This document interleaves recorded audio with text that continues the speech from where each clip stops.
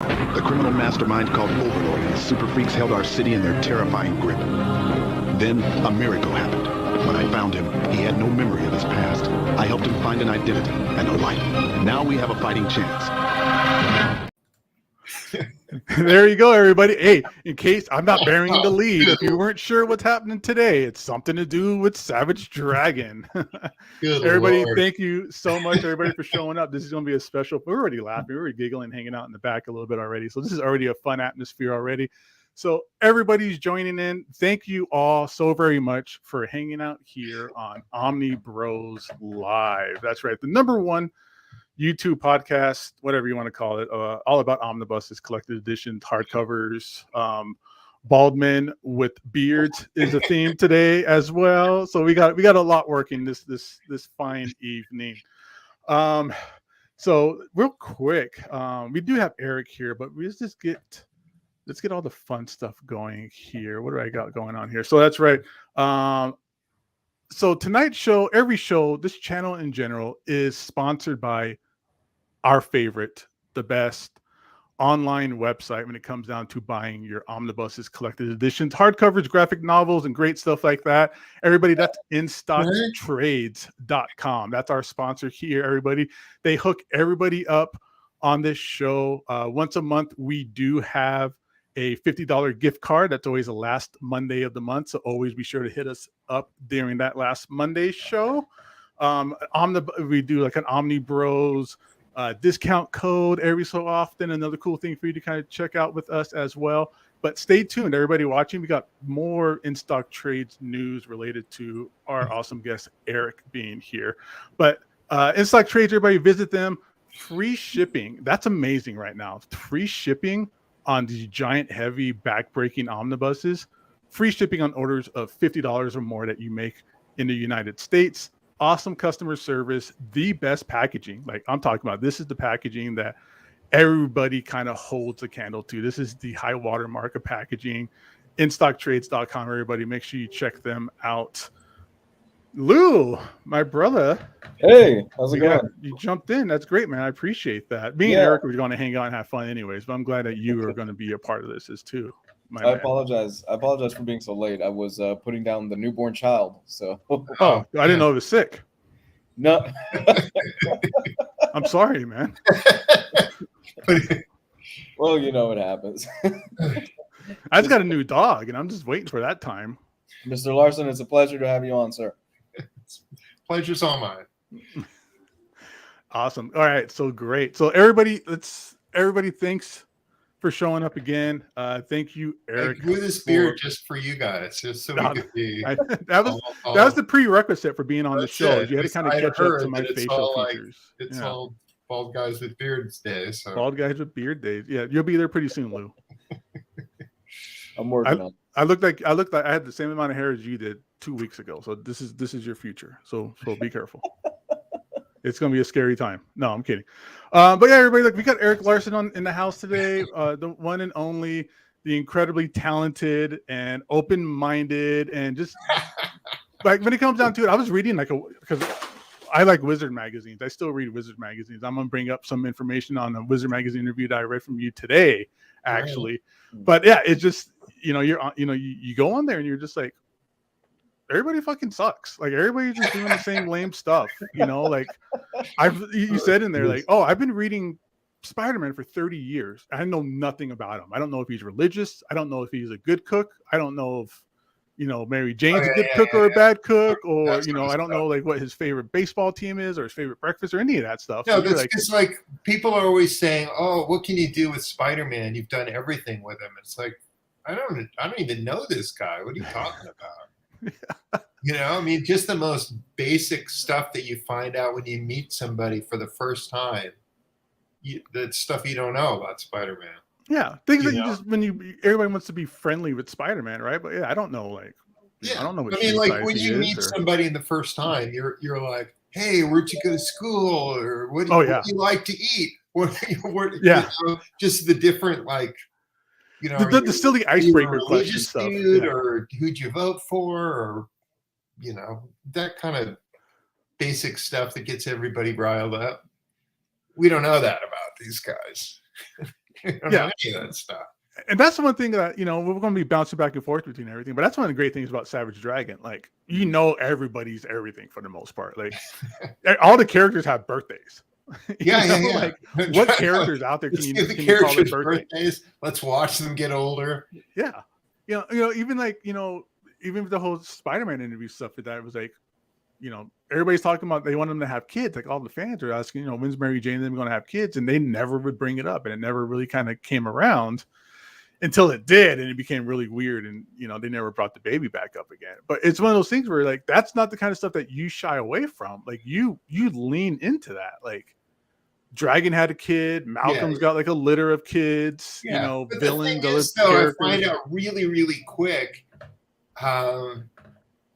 just how difficult it is to do that sort of thing within the confines of comics.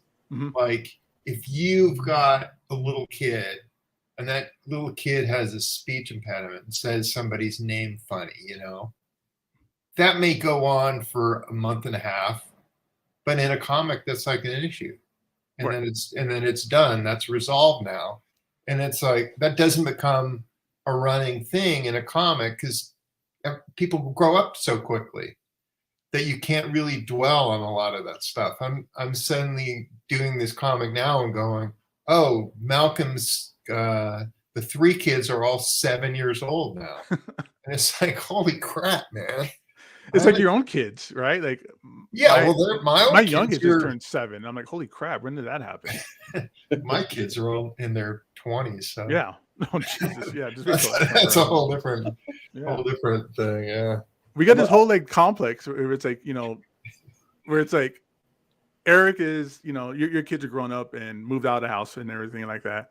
Yeah. I got, younger kids, and then Lou down here is a brand new daddy. So we kind of got like this like multi-generational kind of aspect here, which is great because that works with comics and that works with movies and conversations in general. So I think the one thing that we all really want to kind of touch on and bring up and really kind of occupy our time with is Erik, you were on our show about 4 years ago. Mm-hmm.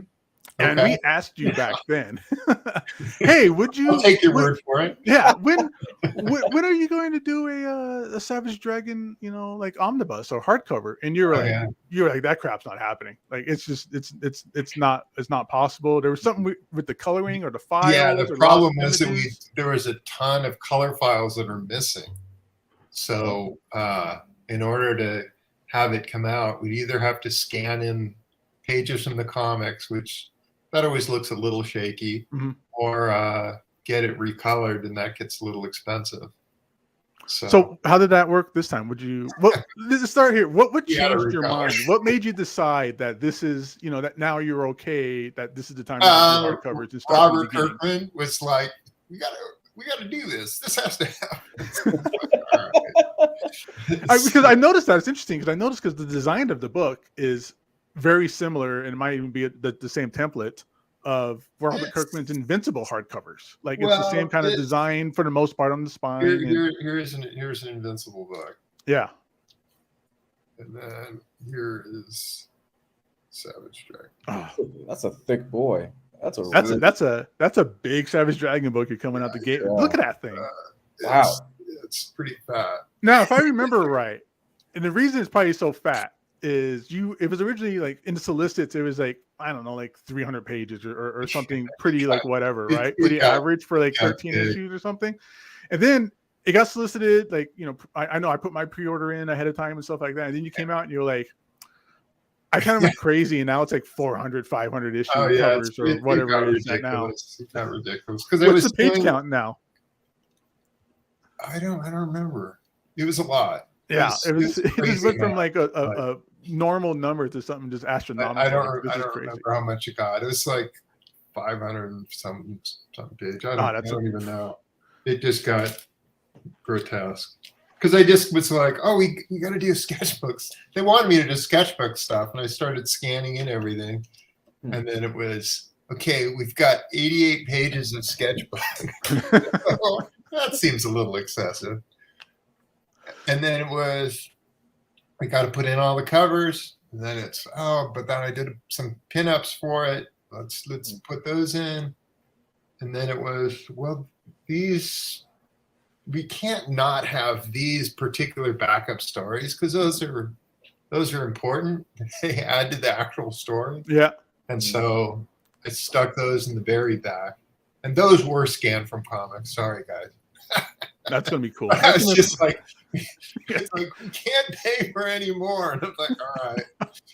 It's your book. It's your company. You do what you want. Like, you know, whatever. Right. Well, I scanned them in and cleaned them up, and that ended up being a way bigger process than it needed to be. But how did that end up working though with the pages that were so messed up that you had to redo it? Like, what's the process like? Like, how does that explain how that works? We have all the black and white because we did the black and white Savage Dragon. What is it? I don't remember what we call those things.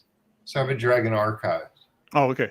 Okay, so we have black and white versions there.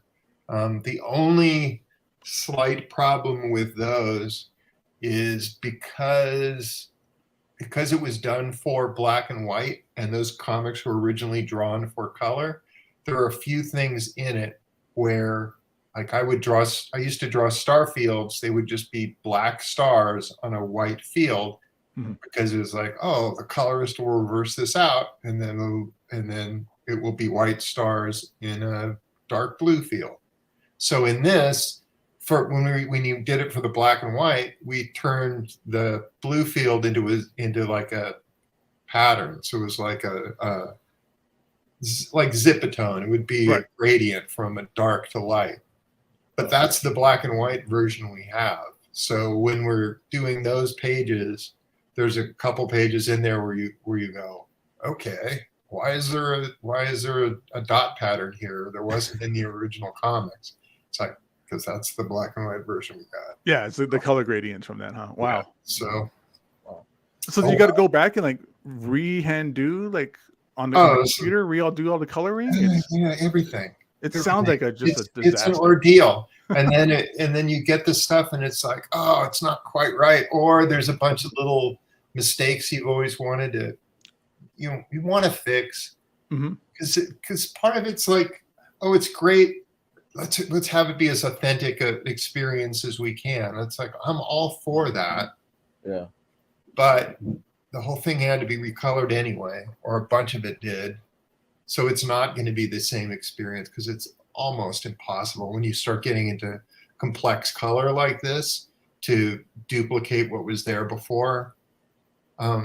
Just because there's a lot of weird stuff that goes on over the years. This stuff was colored 30 years ago in a program called Cod Barrett. And Cod Barrett, just as a program, would put things into it that you go, why is this here? A lot of the gradients in the old comics, there'll be banding in it. So when you're looking at a color going from a dark color to a light color, there'll be like almost a rainbow kind of effect to it where you'll see a line where it's shifting from one color to the next.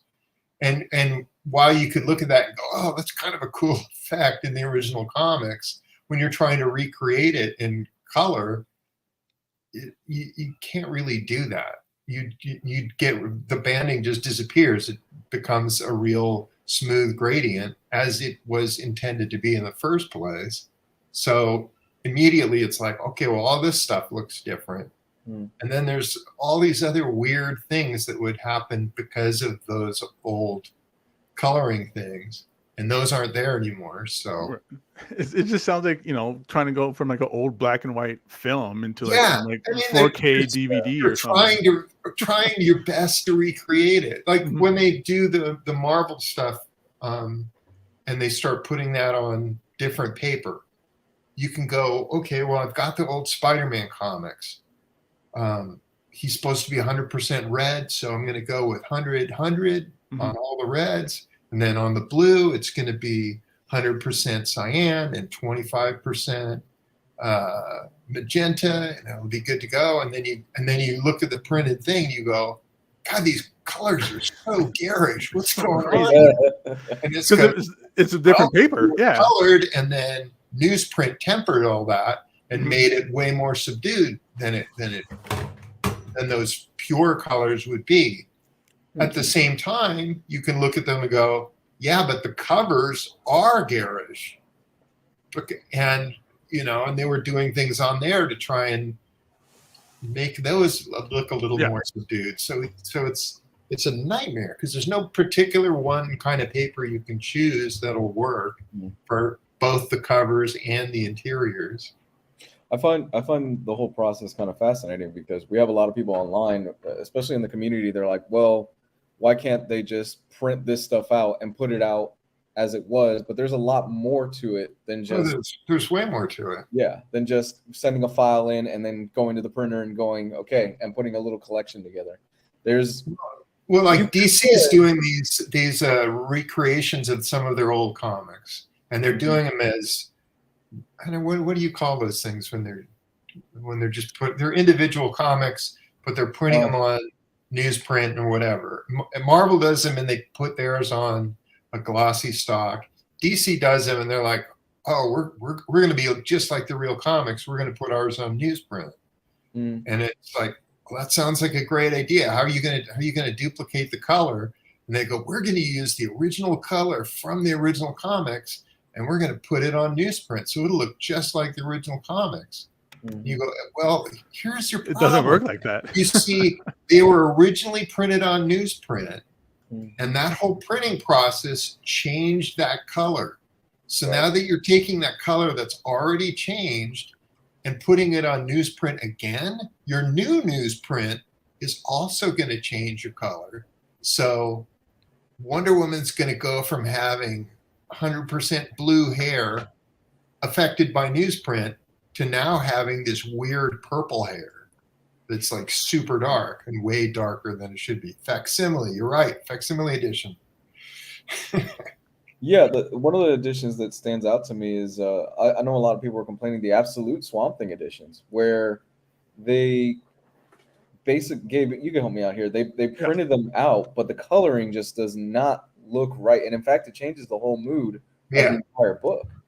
Yeah, and then there's so many components to it too, and DC will do this thing which I've seen them do, where they'll go, oh, we'll just put an airbrush effect when one color meets another, and that'll soften it. It'll kind of be like when we did it on newsprint. And it's like, no, it doesn't look like that at all. It just makes it worse. That looks worse because now instead of having that hard line, you've got this weird, soft, squishy thing that's in there. It's like, this is but Lou's example with the Alan Moore Swamp Thing Absolutes, they went back and recolored it.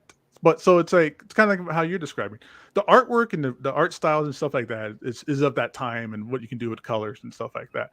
And it has this certain muddy mood in the original issues because it's on newsprint. It's the 80s. It's still color separation and stuff like that. And then they go back and do it for 2020 or whenever it came out. And they update the color with like computer coloring, and it's just like that's not the right pink. That's not right. That's everything's bright and happy. And with all this stuff, all this various stuff. It's like watching old crappy movies. You would watch these on your TV, right, and on your VHS. Yeah, and you'd be sitting there looking at a screen that's supposed to be black. But it isn't black because it's on a VHS and it looks kind of crappy. So when you're sitting there nervous going, something's going to come popping out of that blackness at any moment. I thought I saw something. And then now you get high def screens and high def everything. And you're sitting there watching it at home going, yeah, that's black, all right. And it's like any of that weirdness that was there because it was crappy is gone, and now we go from these comics which were really poorly printed initially, and your brain is kind of filling in some of the stuff that's missing, and then now it's printed perfectly, and you're like, oh, now that I can see it, it's not as cool. It's sort of like when you see previews of stuff where it's JPEGs on your computer, and it's like, that looks pretty great. And then you see the printed comic, and you're like, I don't know, man. There's a great example. I'm glad you brought up the VHS example because there's a great example is the original Halloween. There's a specific scene where Michael Myers is hiding in the closet right before he jumps at Laurie Strode. They use the limitations of VHS to hide the fact that you can't see Michael Myers. But in the new restoration that they've done, it's clear as day he's just waiting there for Laurie Strode. And it takes away the impact of the scene. Oh, yeah, It just looks like he's just a random guy hiding in a closet. There was a bit in one of the issues of the X-Men, John Byrne, Terry Austin, right? Mm-hmm. And it's printed on dog shit. You know that, right? The way those comics are. They're printed terribly. Dog shit. Did they had money for dog shit? So there's a panel of Storm, and Terry just full on put her nipple in there. Oh yeah, I know that. And there's Zipatone on top of it, and the way it's printed, you can't see it at all until now. Yeah. So it's like, oh, hello there, and how are we doing today? So that's funny. So this is the I found an image real quick. This is a comparison of kind of what we mean with how they did the recoloring for the Swamp Thing Absolute. Mm-hmm. Where on the right is the new color, and on the left is the original. Is it the original page, right? And you could see, for anybody watching and stuff like that, if you want to kind of see what we're kind of complaining about, is look how much cooler Swamp Thing looks here on the left, like in this really shady color that they gave him. Like that plane back there is barely noticeable, but it's murky, and it's supposed to look like it's in the swamp. It's very horror movie-esque. And then over here on the right, that plane is like the brightest thing on the page. Like that's where my eye is being drawn, is this plane, not Swamp Thing here. And that's one of the things that I enjoyed about comic books, was like the imperfections of things, like the coloring, falling off the register or whatever the case might be. And it's kind of new and improved. At this point, we have access to every single color imaginable, so we can do that. But at the same time, you're still not going to get the wood texture of newsprint. Yeah. And there's a lot of choices that need to be made when you're coloring and trying to do something reminiscent of that. And then it becomes, every copy that's ever printed is subtly different from every other copy. So like, okay, well, which one are we going with? How old is our newsprint going to look? What are we doing here? Yeah. But I mean, who's the publisher who put out those big damn books that just came out? I mean, the Fantastic Four one just came out. Oh, Taschen? Yeah.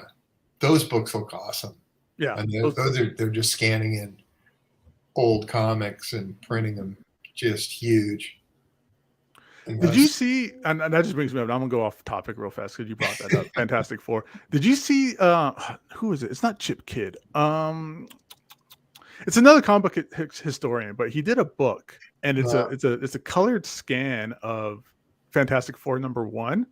But it's not just like page 1, page 2, page 3. It's like panels, and it's all kind of off panel and misshapen, and it's kind of all over the place. But it's page by page, and it's just really cool, like gnarly looking, like 60s book, Silver Age stuff. Yeah, I didn't. And aren't there like people examining everything and talking about it throughout? Right. Yeah, it's becoming like a college course or something, theoretically. I didn't buy that.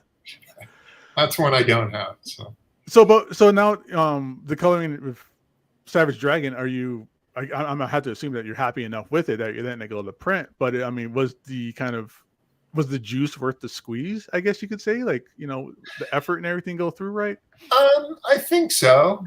I mean, there's definitely places in there where the color in the original comics were more saturated, and it was like, this page could have used some of that saturation. It looked a little better in the original comic. And then there were other places in there where when you looked in the original comics, you go, man, but those color choices are a little too harsh. Like there would be gradients on stuff, and then there would be a radial blend on somebody's cheek, and you go, that looks terrible in the original comics. And now, because the new color is somewhat subdued, that looks better. So it's hit and miss. It becomes a different thing. Also, when the original comic came out, we did a mini series, and then then pages were put in a different order and expanded when we did the first trade paperback, and then they were expanded again when we did a mini series that was just called The Dragon, and we just took those stories and go, this could be 5 issues. Let's turn it into 5 and add even more pages. And then we collected that. So we used that version. So it's as expanded as it can be. So it's the 5-issue version rather than the original 3-issue. That's awesome. Wow. So there's some more Which is stuff in like, there. Okay. so if you're like, I really want the original comic book experience, it's not that. It's something different. But let me tell you, those comics are available in plentiful supply if you want to get the original comics. Yeah, those original issues are pretty good to get. There's like, we printed 640,000 of the first issue. Wow. You know? There are a lot of copies of that out there if you really must have the original experience. That's one of those books that's like a staple in like anything, right? Like every comic book store has, the first few issues of Savage Dragon, every dollar box at a convention, it's pretty ambiguous everywhere. Yeah, I mean the early issues of Spawn are pretty much everywhere. The early issues of kind of all the Image books, you should be able to get them. But now compare that to your issues now, with the print runs now the print runs way less. Now they're legitimately rare. Yeah, that was kind of where I was going to. Is like, I don't have a full run of Savage Dragon. I'm missing gaps here and there and stuff like that. And some of the ones that I'm missing, I'm like, I don't know if I'm going to spend $80 right now on that. Yeah, they're impossible to find, or they're super expensive. Because people are like, there are, there's 10,000 copies of this available, and 9,999 of them are in people's collections, and they're not going anywhere. So I've got the one that's available. Because I worked in a lot of comic book stores, and I did a lot of ordering for big comic book stores and stuff like that. And Savage Dragon is one of those books where it's like, all right, I got 10 people that want it. Okay, I'll order maybe one extra copy. It's always one of those kind of like die-hard pull box books. And that's to your point. Everybody that bought those issues are not letting it go. The book are really devoted, and they're like, I am getting every issue of this book, come hell or high water. I don't care. And they're like, this is the best comic ever created. What's wrong with you people? And everybody else is like, what? This thing sucks. I heard that was a Well, I mean, obviously, it since it's been around for so long, it has struck what's the word I'm looking for? It has struck a certain soft spot in a lot of people's heart, because it's not something. You don't just produce a comic, especially in an indie book such as yours, and have it stick around for as long as it has. Because think about how many comics have fallen by the wayside, how many indie books have fallen by the wayside. So there is that hardcore dedicated following that has stuck through it, even from the 90s up till now. So that in and of itself is a huge feat, especially when you've got the big two that they're restarting every 5 or 6 issues, their books and stuff like that. It's crazy to go, the issue number on my book is higher than Spider-Man, or all his books with Superman. I think you're the highest numbered book in general. I think maybe. Spawn's still up there. Oh, that's right. It's like, I forget about Spawn. They did legacy numbering with Detective and Action, I think. Right. Yeah, they've been bouncing those numbers around, but for a while, I remember like when the New 52 did their renumbering, it was literally like Sonic the Hedgehog was like the highest numbered book on the shelves at like 250 or something, wherever it was at. It's pretty nuts.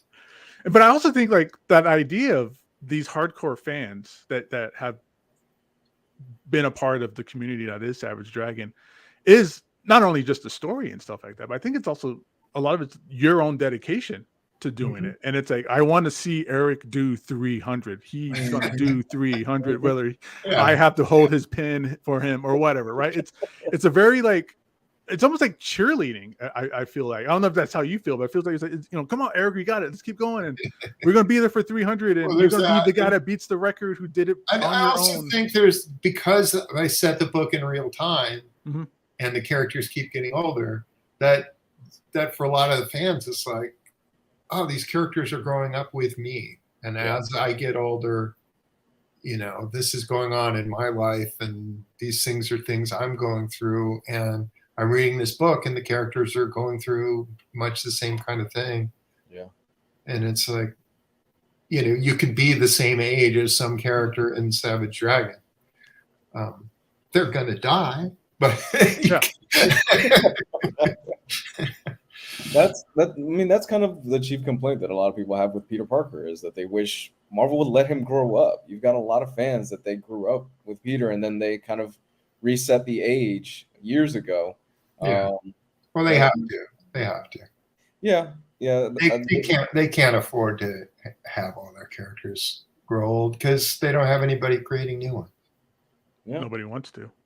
So, I mean, what they could do is they could go, okay, we're going to do both. We're going to do but they tried to do that too with the Ultimate line, where they're like, or even some other if the Ultimate line had been successful and had been better organized from the get-go, because it was an absolute clusterfuck of a universe.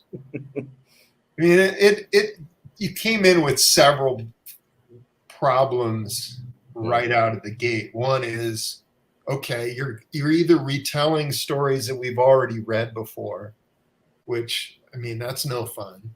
Yeah. Or you're just making changes now for the sake of making changes just to have it be different. And it's like, okay, is that any better? Because now you're just going, hey, Green Goblin's kind of a cool looking dude. What about that? Oh, we're going to do our version of Green Goblin, and he's going to suck ass. That's not an improvement at all. You can't improve on that kind of stuff. Yeah, that's nobody wants to create characters. At least you go, okay, we got to at least keep this one all right. And with your characters, you'll just kill them off at any chance you want to. I mean, nobody's safe. Some of it's like, oh, I'm tired of this guy, or I can never figure out how to draw this guy's gloves or whatever. You're inconvenient to draw. You're dead. It's just like, I can never figure out how to draw his goddamn head. I just gotta kill it. I should just chop half of it off. Yeah. And that's the thing too, is that even stuff like that, I know, again, kind of the fan base and community that you got with Savage Dragon, there's like their own like fan base supported like wiki page that I know that you've mentioned before that you have to reference yourself at times. Oh yeah. Well, I have to all the time. Yeah. I wish I did have birthdays for everybody, because there were certain characters in there that I go, okay, well, when did they first appear? And it's like, God, they probably were at least 20 when they started. It's been 30 years, so they're 50 now. Crap. Yeah. What do they look like now? I haven't drawn them in 30 years. Yeah, well, that's with a lot of it too, is all the time, especially the villains. I need to be a little more on it in terms of that, because it's like, hey, 10 years can go by in a heartbeat, and suddenly it's like, oh, that guy's not that anymore. Yeah. And the thing is, like, Marvel or DC, if they start going around and playing by those, real-time rules, it's like, how long can Robin be Robin before he's not Robin anymore? He goes from being, a little kid to Robin the Teen Wonder super fast. Yeah. And it's like, is Batman going to be hanging out with an 8-year-old? And we're going to believe that an 8-year-old is punching adults and knocking them down? It's like, okay, I guess I'm down with that. But 10 years later, he's 18. Yeah. Not really the same thing anymore. That becomes something else entirely. That's a different relationship. Or with Magneto, where his age is based in history so much, right? He's he was in the Holocaust, so he's like, that's always been a problem, though. Yeah, it's always this weird sliding timeline they got to play. Yeah, you can't dodge that stuff. So it's like, oh, we're gonna have some weird fake war that we've always got to refer to, this war that's forever 40 years ago. I don't know. Yeah, it's like with Captain America. It's like he's always woken up, 10 years ago or whatever. It's like that sliding scale. He doesn't, he didn't wake up in the 60s anymore. He woke up in, No, 2010. now he's waking up and everybody's got cell phones. Like, that's an entirely different kind of world. It's like that's like waking up on an alien planet or something. I think going from like the 40s to the 60s, it wasn't that much of a technological leap, but going from like the 40s to 2020, it's like, what the hell happened here? Yeah. Almost flying cars. Well, remember that episode? Remember that issue with Transmet, where you have that lady that woke up in the future and she was frozen. I think it was like for 100 years or something like that. Yeah, she was a photographer. Yeah. Yeah, and she went catatonic. It's like, whoa! That was an issue that just stuck out to me when I was reading it. Like, yeah, it could go like that if that drastic of a change, where it's just information overload for somebody. Yeah, it's pretty nuts. So with the hardcover, it's oversized. It's the same size as like the Invincible ones, like you were showing and everything like that. Yeah, and I think that's a pretty standard omnibus size in terms of the Marvel ones. I think the size of height. Yeah, that's about the same size height that they all do. And I'm glad that you're doing not the big crazy 1,200 page omnibuses. That you're kind of keeping it, regular like oversized hardcover. Yeah, the problem with those is they're just so unwieldy that they lose their utility at a certain point. Yeah. I've stepped away from it myself. I've even said it here on the show. It's after a while trying to hold those things and read them at my desk, it just doesn't work. It's just I can't take that on an airplane, or I can't read it here at my desk comfortably. So it's not even that enjoyable to read anymore. Yeah. And plus, on bigger books, when you've got things like double page spreads, suddenly it's really eating into them. You lose that gutter. The farther into the book you get, and suddenly it's like, oh, this is a mess. So with the Savage Dragon, with it being volume 1, I mean, how far are you looking ahead? Have you started working on future volumes yet? Or yeah. I mean, I'll just be scanning in sketches for the rest of my life at this point. Gotta do it. Well, because the thing is that I know, because we've had people here in the chat and we've had people like message us before and stuff like that this is going to be like an entry point for them for Savage Dragon, because it's one of those things where it just, again, we were saying it's so hard to find the issues, trade paperbacks and things like that to go from the very beginning. People who read this stuff, they want for some reason always go at number 1, do 300 issues in a row. So a lot of people being introduced to this for the first time, I think. And so this is going to be their chance of getting that going. And I think that's going to be a fun experience. But how often can you have them come out for I mean, it's collecting 13 issues. So if we just did one a year, it's going to catch up very slowly to where I am.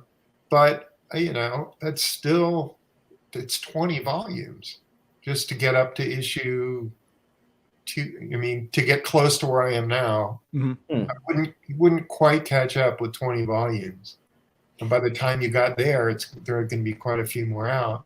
So how many of these can you reasonably expect people to buy over the course of a year?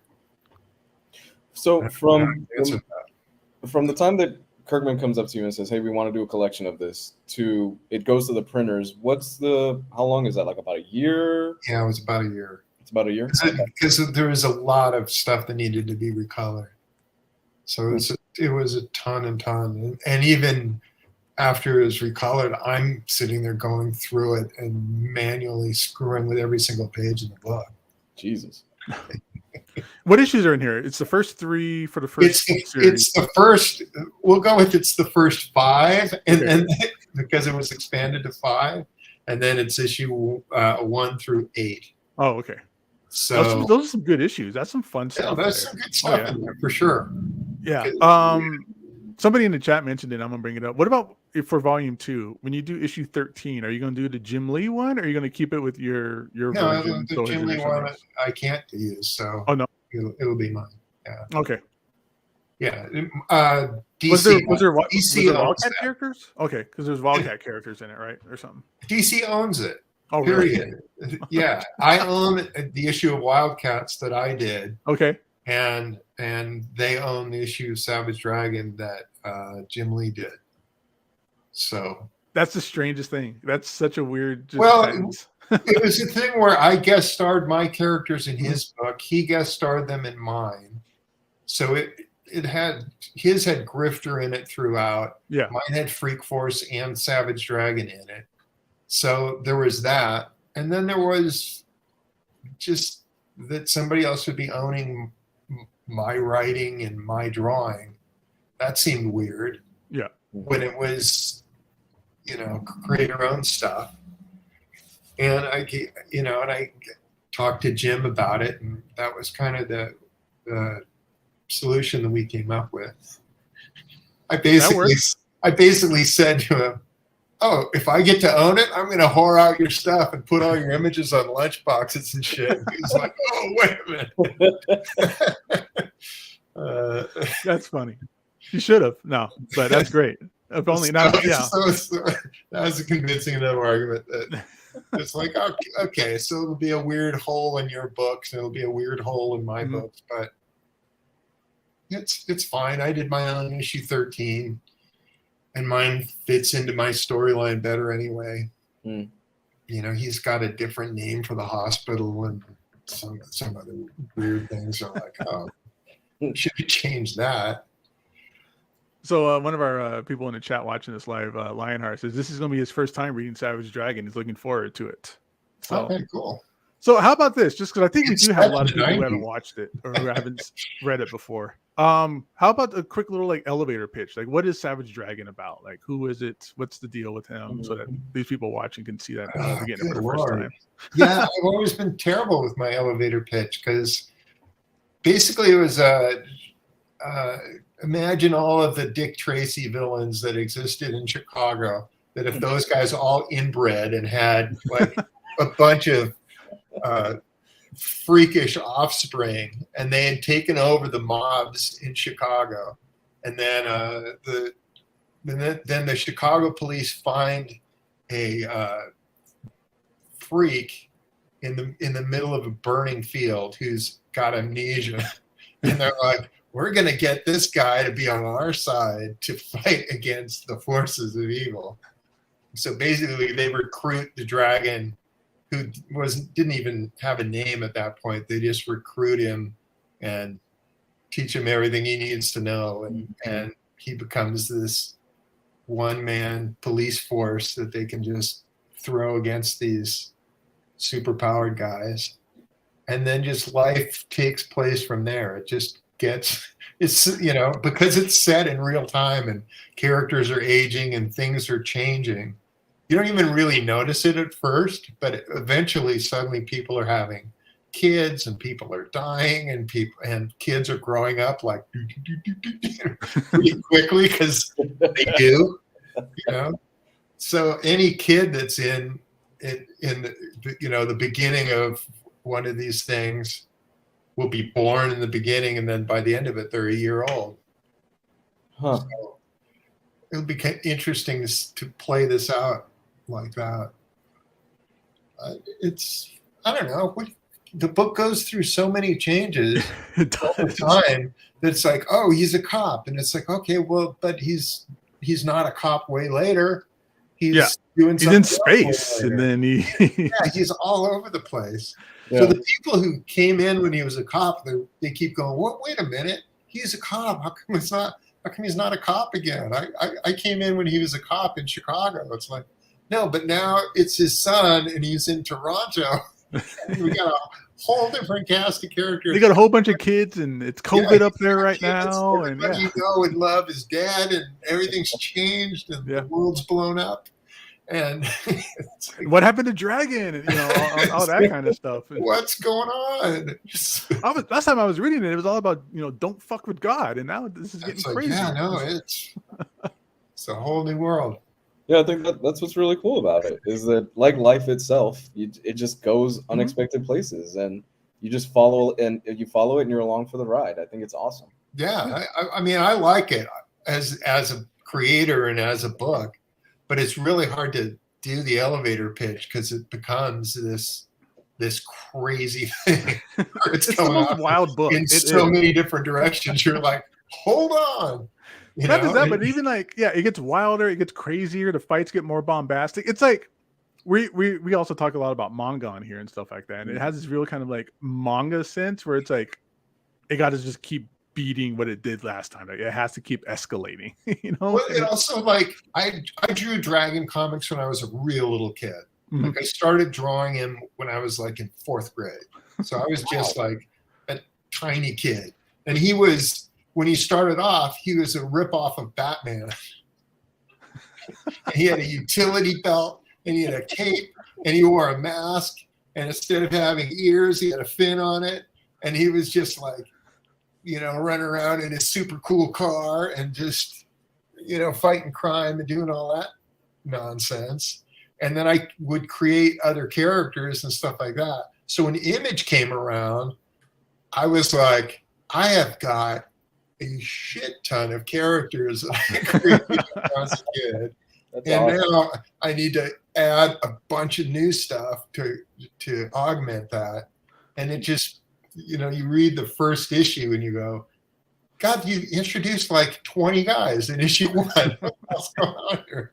And it just goes from there because it kept me like, and here's some more guys, here's some more guys, here's another cool concept, here's another location you've never expected, never seen before. Let's go here. Yeah, everything's it's all over the place. it's just like, you know, it's fights and it's brutal and it's always going on. Like, you know, like the covers and stuff like that are always the most dynamic thing, and the whole book is that way too. It just always takes off. It always takes off. And you know, It's like things it's kind happen of with my Dragon. love letter to comics in its own way too, Yeah. because it's like everything I love will be like, oh, I really, you know, I love Commandy. I'll do a riff on Commandy for a couple of years. I really like, you know, just everything. There are all sorts of manga stuff, or do a Frank Miller riff, or do a Mhm. you know, whatever.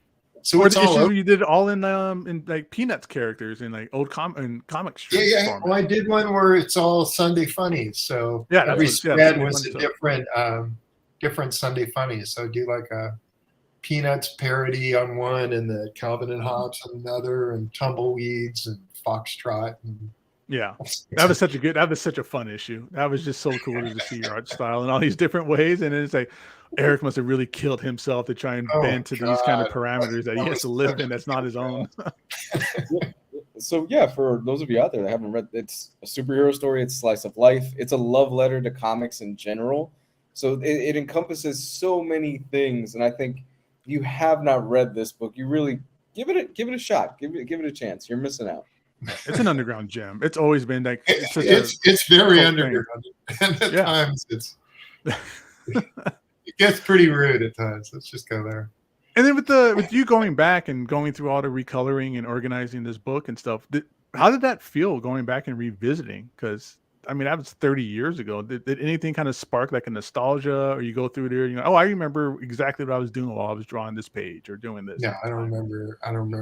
what Oh, I no. was doing, but I've drawn so many thousands of pages at this point. Uh-huh. I couldn't tell you where I mean, The same seat every it's day. probably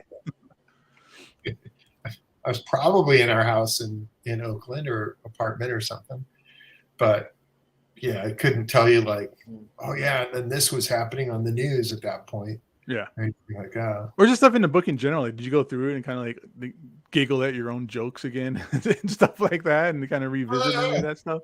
not so much. I try to fix some spelling every now and then.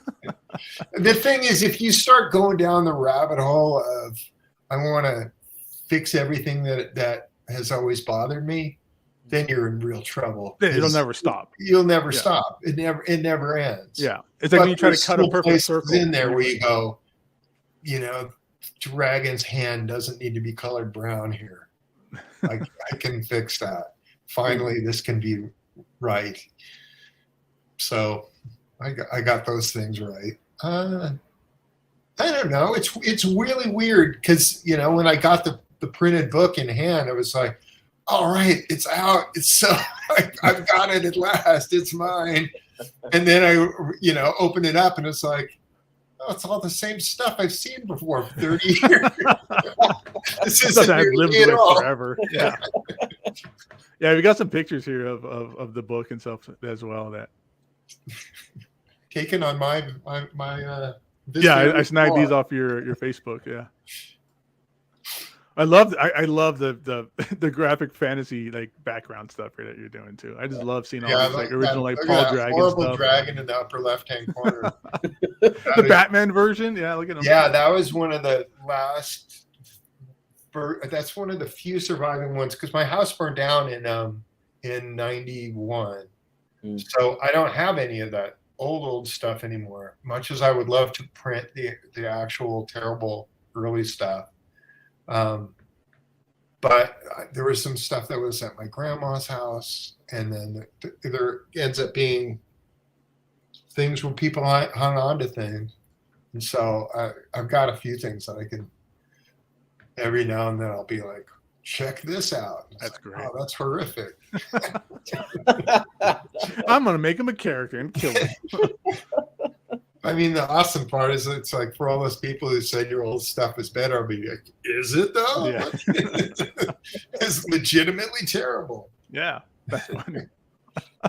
Anyway. So with the book and everything coming out and whatnot. So I mean, I know we were trying to figure out if we're gonna do any more issues. Did you put the Did you do anything? Did you put in the letters pages for that? I didn't. We didn't do the letters pages because it's at a certain point it's just got to be too much. There's so many pages that were added to it to begin with, and then the letters pages in some of these issues are like 10 pages long. Dude, the letter pages is one of the crazier things about that. Oh yeah, I coming know. out. But it's like, you know what? Get the comics. The comics. It's done for the original, you know, the periodical. Periodicals. That's kind of yeah. That's its own thing. I bet you could put out trade paperbacks of just the letter pages and people would buy them. I don't know about that. Oh, I'd do it. I would 100% buy it. I don't know about anybody else. But. The Savage Dragon letters. Yes. Here you go, kids. Here, read some old letters. Here's somebody who called me an idiot, and I called him an idiot back. You know? Yeah, it's always great to even see like the letters pages of those old Fantastic Four comics, and you're like, man, comic book nerds really haven't changed that much since those days as well. With the references of like people saying, "Oh, you know, Sue Storm is." Yeah, I like those. You know, I do like. I like the time capsule aspect of it, which is kind of neat. But I don't know. For this, it just seemed like I had to draw the line somewhere because it was getting crazy long without doing all the sketchbook stuff. I also kind of like, I mean, you know, it pisses people off, but I kind of like that there is different stuff to be found in the different formats. Yeah. So I don't know. It's not going to be the monthly comics anyway. It's bigger. It's different. Mm-hmm. It's a different kind of experience. Also, I just do like I did in the Savage Dragon Archives book. I just run all the stories one into the next. Mm-hmm. So there's no this issue stops here and this issue starts here. Okay. Because there's not always title pages. Oh yeah. Yeah. So, and in some cases, not in this volume, but later on, there's issues where I end one page and start with the next page. There's one where I did a double page spread that was the last page of one issue and the first page of the other, and you weren't really aware that it's a double page spread until you see it in trade form. Oh, that's cool. I didn't catch that. That's interesting.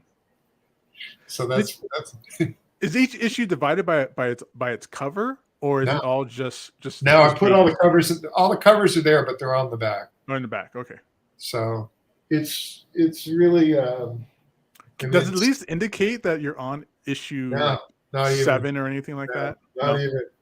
It's like whatever. There's the Robert Kirkman's wonderful introduction, and it just starts in page 1, and it just blazes right through the whole bam bam through the whole thing.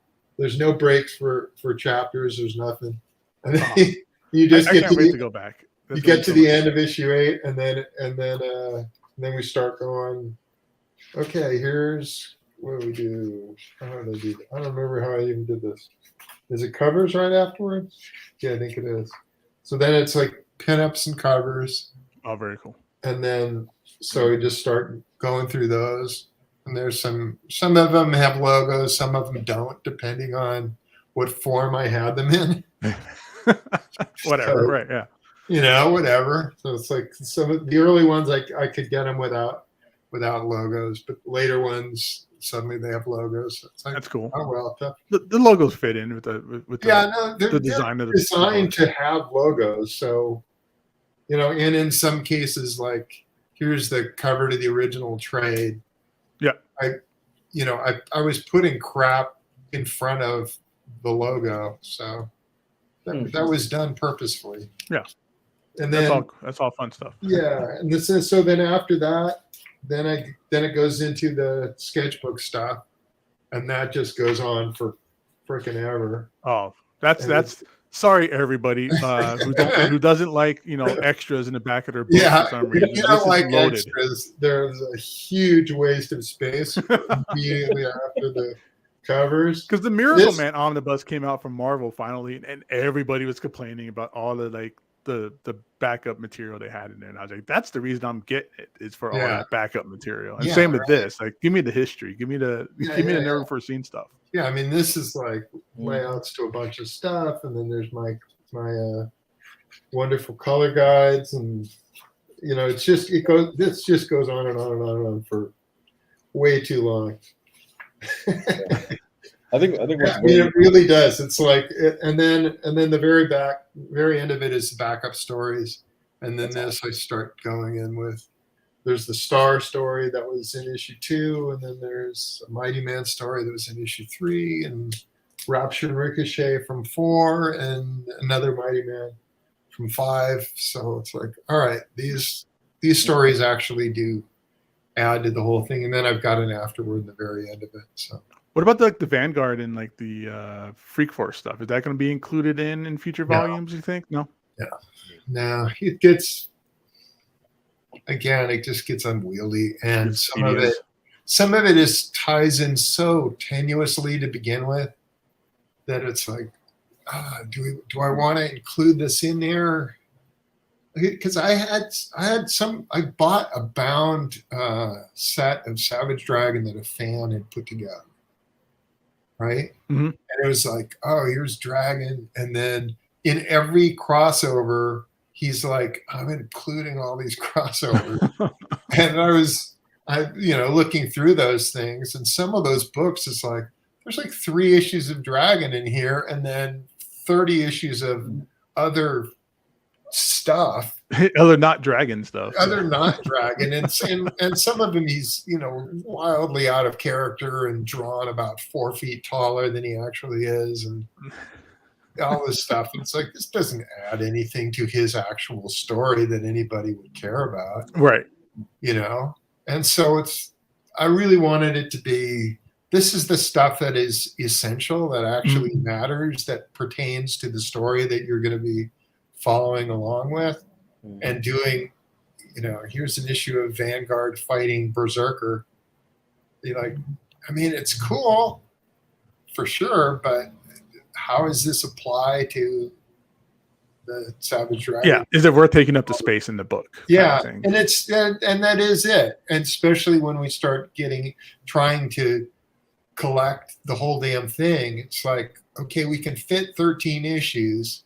If 5 of those issues are Vanguard, then that pushes everything out that much farther. And it's going to take us that much longer to get to the end of this.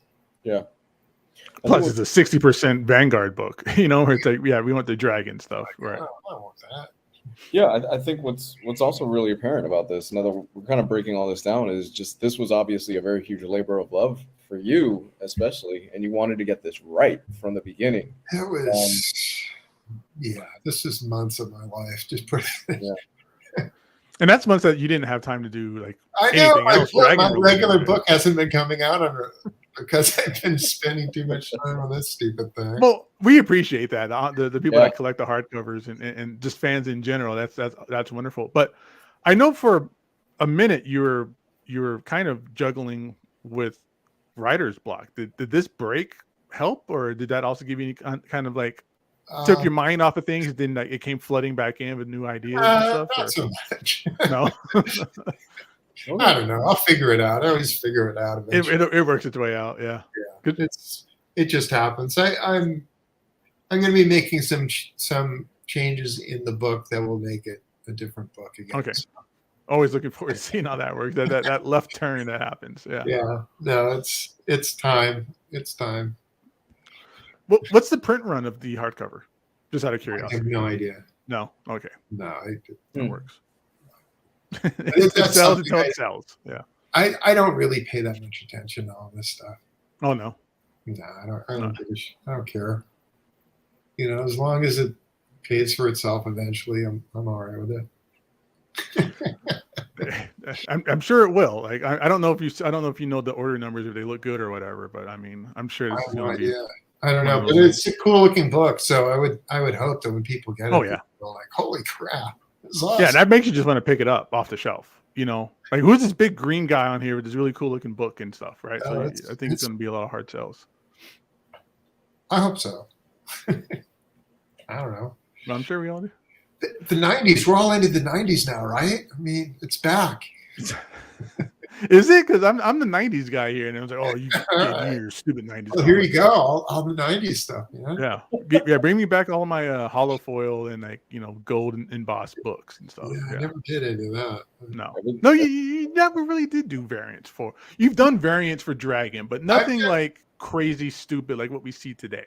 I didn't do weird cutout stuff. I didn't do weird paper or weird day glow or put in a card or any of that kind of stuff. I don't think anyone ever really polybagged or anything. Or even now, like that's what's driving the industry is just these, crazy, outrageous, like 300,000, variants and things like that. And you're still, I have a couple of your variants that you've done, but it's not like you're not doing retailer variants. You're not going out and getting some, big head honcho like artists to come do a cover for you, or stores aren't getting their own books. You put out one and maybe you put out like another cover that has like buy it in on it or something, right? So I've done a few weird little things along the way, but this is my favorite one. I love the April Fool's one where it says that Scott Snyder is writing it and Jock is drawing it, but it's just this really cool cover. That's a funny one. What was that? A weird like April Fool's? Yeah, the April Fool's joke for 223. Yeah, I think our whole line was doing weird things, right? Yeah, I was doing it at the time. So like Spawn issue 1 or something, as though he was going to start it over again. And you did a pretty good stint on Spawn with Todd as well. Oh yeah, that's right. Yeah, and how was that experience? Did you have a good time working with Todd kind of thing, or? I don't know. It's always a nightmare. The problem is I am super hands-on and he is super hands-on, and that doesn't work. Where you got two guys who are both like control freaks. Yeah. And it's like, well, somebody's got the final say in here and it's his book. So it's driving me slowly insane. I think I heard somewhere. Wasn't he like rearranging pages or he did or whatever he wanted to? He rearranged stuff quite a bit, and then he was rewriting stuff, and then it was even at this point where it's like, dude, I did a crossover with Dragon, and it's like he's rewriting dialogue for characters that he doesn't even know. It's like, these are my characters, my dudes. Why are you rewriting their dialogue? You have me playing my toys. Just playing them the wrong way. It's like, this doesn't even make sense, but whatever. That's great. Oh my gosh. All right, Eric. I think we've hit the hour mark. I appreciate so much your time to come back onto the show and help us with the discussing the Ultimate Collection. I'm hoping for all the best. 20 volumes, 25, 30 volumes. Yeah, I'd love to see it. I'd love to see it. I think it'd be super cool. It's going to take up way more time than I have time for, but subsequent issues won't need to be recolored quite as much. So at least that part of it won't be as much of an ordeal. But wonderful. Still a pain in the ass. Oh my god! All right, so everybody, real quick, we're gonna check out here again. A shout out to our sponsor, InStockTrades.com. Best place to get all your omnibuses, collected editions, hardcovers. Special shout out. We did speak with In Stock Trades, and they're going to have the Savage Dragon Ultimate Collection Volume 1 that goes up on sale on their site tomorrow at 50% off. So if you're watching this, go hit up InStockTrades.com and grab that book at 50% off. What is it, $40 cover? So get it for $20, right? So come on. So everybody hit them up. Tell them that Omnibros sent you and that Eric sent you to go over there and get it at 50% off. Do it. So thank you everybody for showing up. Eric, where can people find you online as you get out? Where am I online? I'm still on Facebook. Just spell my name properly and look for my whatever. Your picture, and then there's also the Savage Dragon group. If anybody ever there's a Savage Dragon group, and I'm in a bunch of different groups. There's all sorts of Facebook stuff that goes on, and then where else is there? I'm on Hive. I can't even get back into Hive. I don't know what happened. I know it's been down for a few days. So. Oh, okay. I thought I was just an idiot. I was like, no, I forgot how to work social media. They were informed that there were some possible security problems, so they're like, all right, we're going to shut this down and address that. So they did. All right. Or they're in the process of. So I'll be back as soon as it's I think I will be too. Now I know that I didn't not. Yeah, it's temporary. I keep trying to post stuff on there. I'm able to post words, but no pictures. Yeah, that's where I'm at. I can't do a picture sometimes. I'm like, what's going on here? So I can say something like, "Hey, is anybody there?" I'm like, I think this is a really cool comic book. I wish I could show you a picture of it right now. There's a page for my sketchbook. I keep trying to post as my test page, and or even you put up that all of your Savage Dragon collection, or all your Savage Dragon like boxes and stuff that you had in your basement or whatnot. Yeah, that's out of control. Lou, what about you, brother? Where can people find you at? You can find me at Comics Guide 101 on Twitter, and the old Comics Guide 101 on archive of a whole bunch of videos that I have from a long time ago. All right. Everybody, you can find me Instagram, Gabe Loves 90s Comics. You can hit me up there. Again, everybody, thank you all so much for showing up. Eric, you were just amazing. Thank you so much for taking your time and effort here for that book and for being here with us. So that's all appreciated. Okay. We're out of here, everybody. All right. Have a good night, everybody. Keep your dicks clean.